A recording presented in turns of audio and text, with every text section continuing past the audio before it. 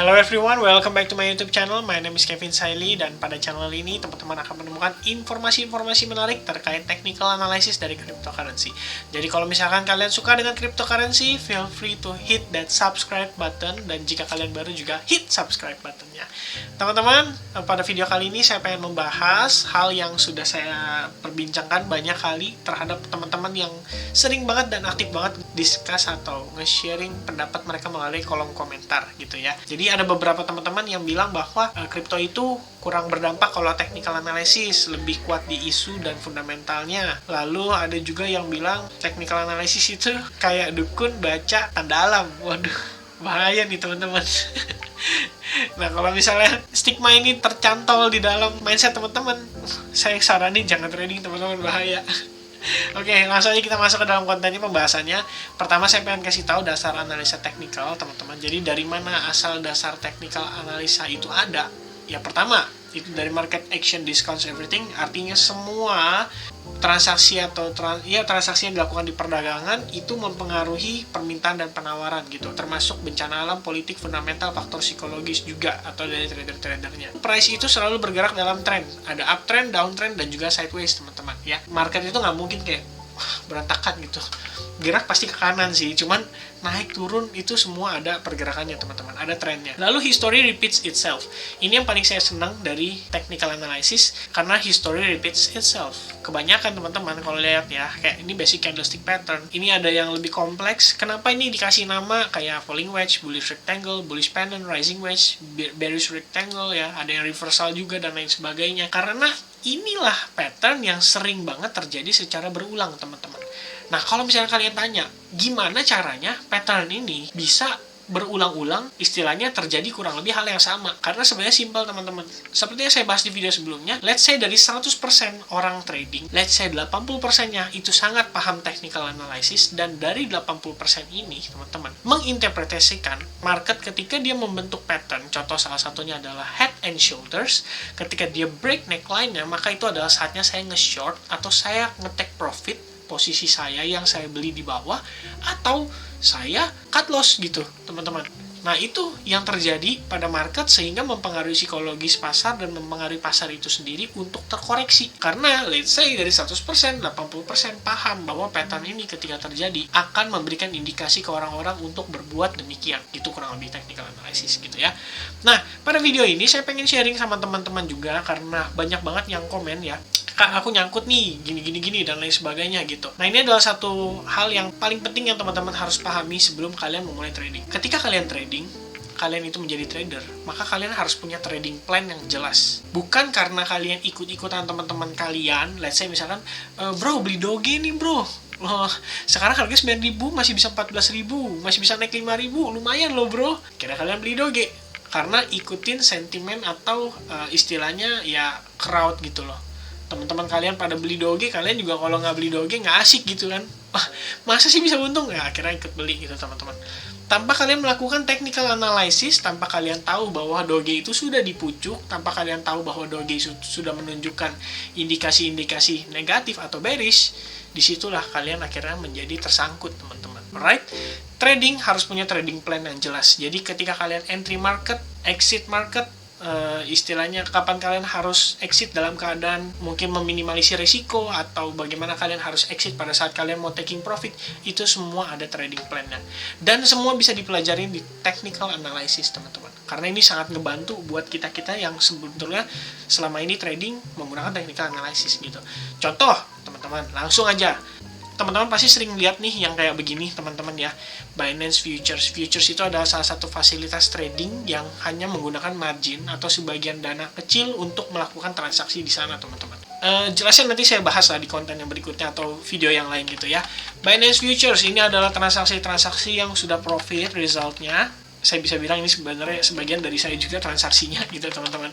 Tapi saya mau kasih tahu ke teman-teman bahwa saya di sini pribadi itu bukan orang yang sudah expertise banget di bidang cryptocurrency. Saya bisa dibilang ya mediocre lah, belum terlalu lama tahu cryptocurrency, tapi juga bukan yang baru-baru banget tahu cryptocurrency gitu.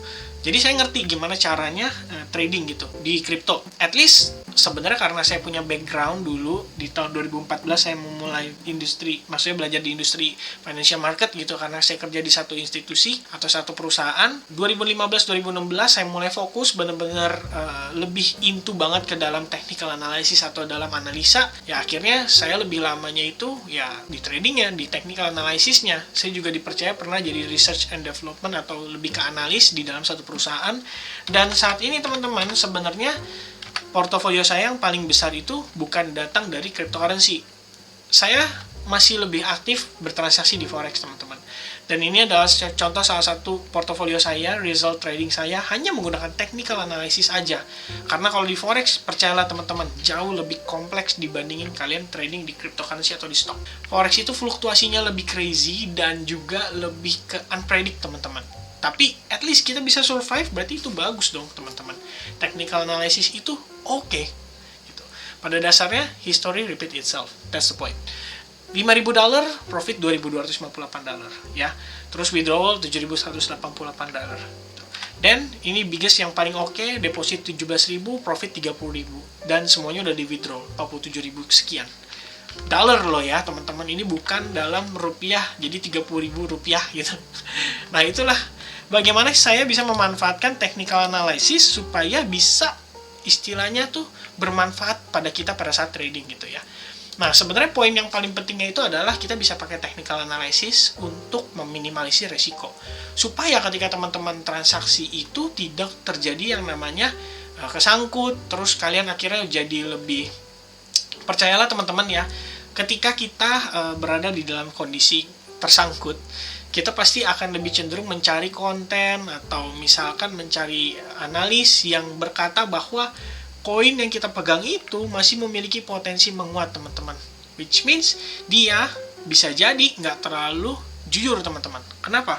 Karena gini teman-teman, human itu cenderung menghindari pain, ya, menghindari rasa sakit. Jadi kalau misalnya kita bisa dapat angin segar, lebih bagus kan? Maka kita akan cari sesuatu yang membuat kita menjadi lebih optimis. Yang mana menurut saya itu salah. Trading itu kita nggak bisa hoping guys. Trading itu kayak teman-teman berbisnis, ya.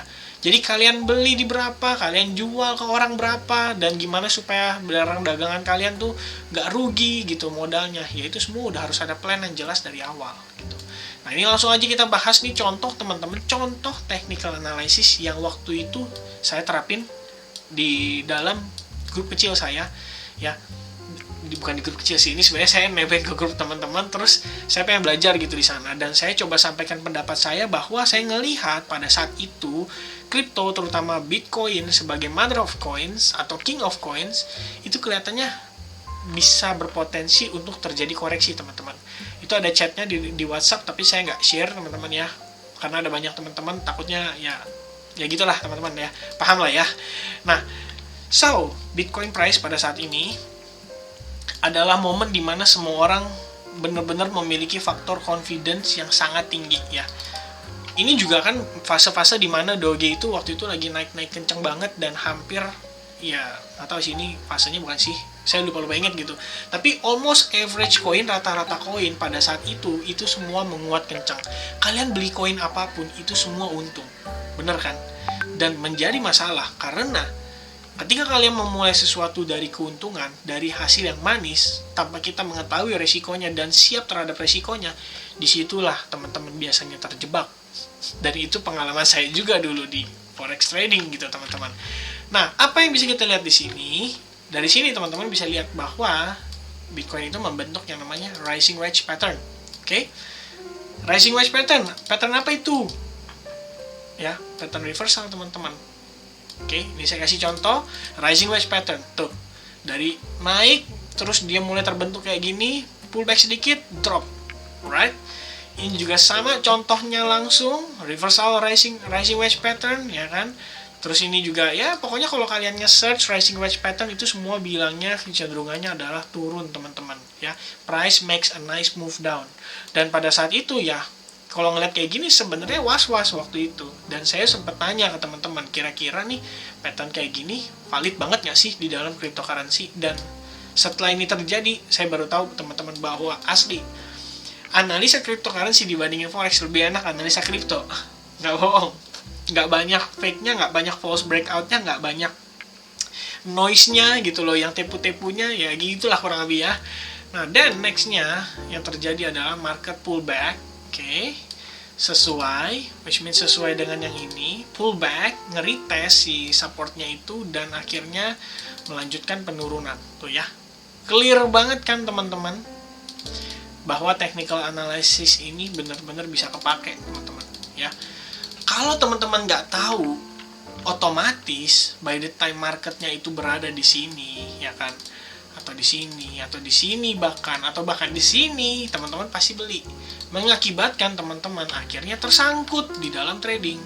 Jadi let's say ini anggap aja ya, token yang lain yang kalian beli. Let's say misalnya kalian beli pada saat ini naik juga, misalnya kalian beli ya misalnya BNB lah teman-teman ya, cepet kalian beli, oke?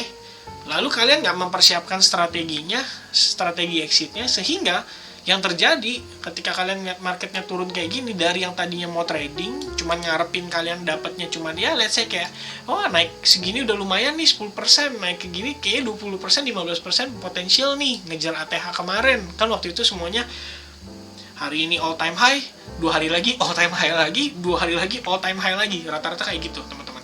Dan yang terjadi akhirnya kalian terfloating di dalam market, dan minusnya itu bisa sampai 40 atau bahkan 50%. Kalau misalnya kalian cek salah satu video saya, itu ada yang komen dia beli token apa saya lupa, dan dia bilang katanya dia itu lagi floating minus 50% teman-teman gitu.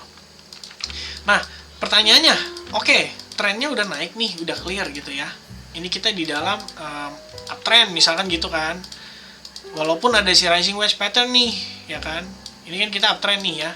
Kalau dari bawah kan tuh jelas tuh kita lagi dari dalam uptrend gitu ya, terus keluar rising wedge pattern.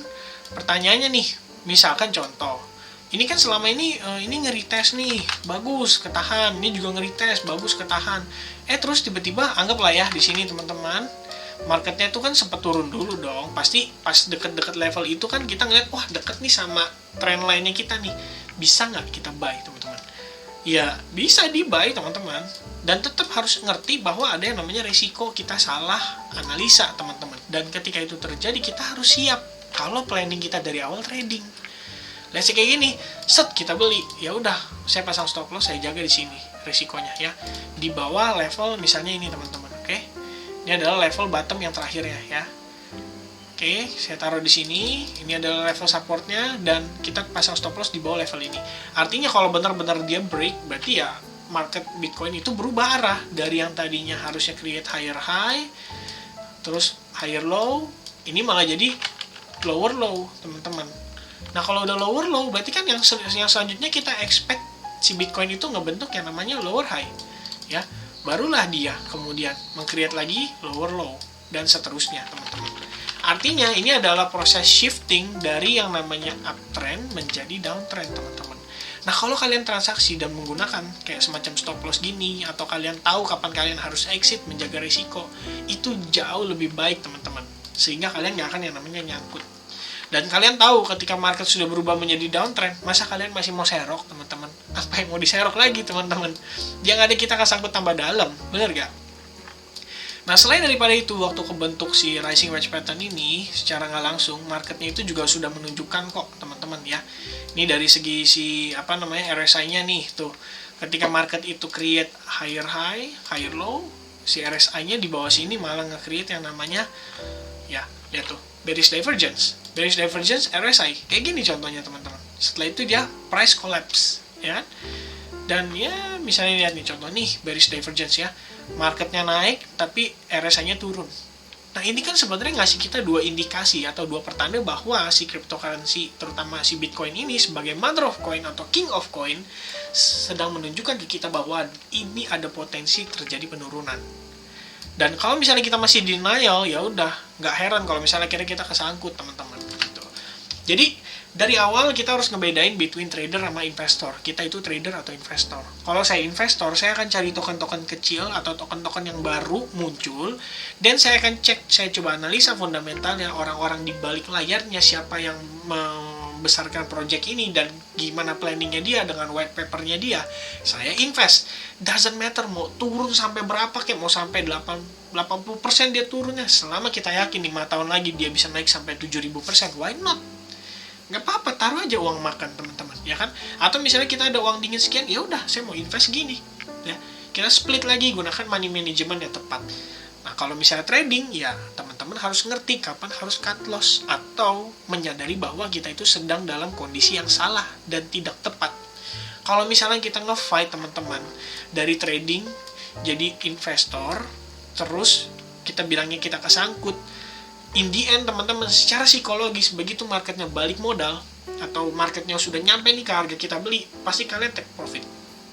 Dan ketika kalian take profit, gak lama harganya naik. Setelah harganya naik, kalian akan bilang ke diri kalian bahwa tahu gitu saya nggak jual cepat-cepat. Kayak gitu ya. Karena awalnya mindsetnya trader, tiba-tiba kalian berubah menjadi investor. Dan ketika kalian berubah jadi investor, kalian masih menyisakan mindset kalian sebagai trader. Itulah yang terjadi faktanya teman-teman. Berbulan-bulan ditahan, ya kripto kalian minus puluhan persen, kalian sudah galau, sudah sampai putus asa, begitu balik modal udah pasti di take profit teman-teman. Ya, itu kurang lebih perbedaan antara trader dan juga investor. Nah, sedikit teaser aja teman-teman. Ini sesuatu yang menarik ya, sebelum saya tutup video ini. Kalau misalnya kalian suka by the way dengan konten pembahasan seperti ini, pembelajaran seperti ini, please kasih like, kasih tahu ke saya bahwa kalian suka dengan konten kayak gini. Jadi saya bikin lagi. Kalau misalnya nggak suka, ya udah nggak apa-apa, tapi jangan di dislike juga. Atau di dislike ya nggak masalah, biar saya tahu dan saya nggak akan bikin konten seperti ini lagi. Kita fokus aja ngebahas tentang technical analysis dari kripto-kripto kita gitu ya. Oke, last but not least, ini adalah descending channel teman-teman, terbentuk terhadap si Bitcoin. Tapi good newsnya kita nggak bentuk yang namanya bullish divergence teman-teman. Oke, ini adalah target resistance kita ya. So kalau misalnya si price-nya break, dah good news banget teman-teman ya. Bitcoin back to bull run sesaat gitu. Oke, alright, itu aja sekilas tentang technical analysis. Hopefully this video can help you guys, bisa membantu kalian improve dalam trading kalian dan bisa jadi lebih baik lagi. Dan mudah-mudahan nggak banyak teman-teman setelah nonton video ini yang jadi kesangkut gitu ya. Setidaknya kalian nonton konten saya pun di video-video berikutnya, kalian jadi lebih paham gitu kan, bahwa oh kalau dia bilang begini artinya begini nih, berarti jangan beli dulu, atau misalkan belinya bagusnya di sini ya, kayak gitulah kurang lebih gambarannya. Oke, I'll see you guys again in the next video. Thank you for watching dan sampai jumpa lagi di konten berikut, di video berikutnya. Thank you, bye bye.